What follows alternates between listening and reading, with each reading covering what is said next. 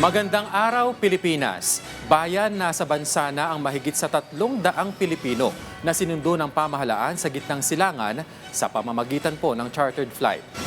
Iba't ibang tulong ang ipamamahagi ng pamahalaan sa mga nakauwing OFW.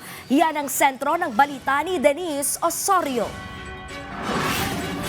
Dakong alas 7:12 ng umaga, lumapag sa Ninoy Aquino International Airport ang chartered Philippine Airlines Flight PR8502 mula Riyadh, Saudi Arabia. Sakay ng eroplano ang 343 pasahero. 328 dito ay mga OFW at kanilang mga dependent, kabilang ang mga baby at toddler. Kabilang sa mga nakauwi ang mga distressed OFW mula sa mga bahay kalingan ng pamahalaan. Gayon din ang mga humiling na makauwi dahil sa tensyon sa rehiyon. It's important to keep Filipinos out of harm's way. Yan, di ba? Naalala nyo yung press briefing ng ating Pangulo. Yan ang pangunahin niyang tagubilin or emphasis.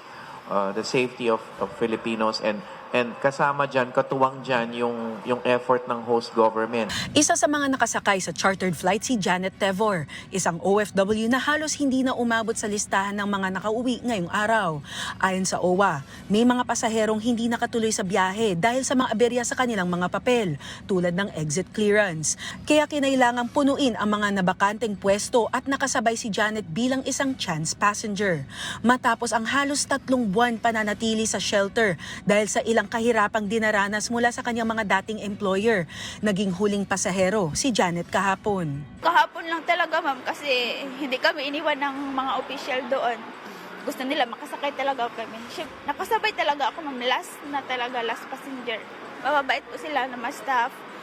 May pagkain po, nagbibigay ng hygiene, lahat po ng concern mo, po nila.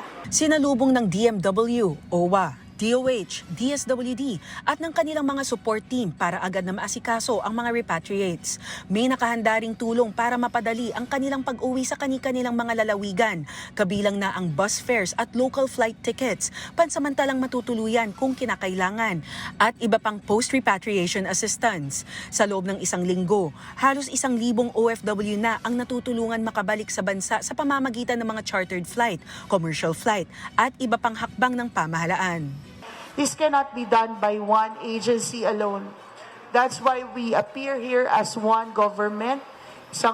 Yan ang bilin ni Pangulo. May nakahanda rin na serbisyong medikal para sa mga dumarating, kabilang ang paunang pagsusuri, gamot at pag-refer sa mga pasilidad na maaaring magtuloy sa kanilang gamutan.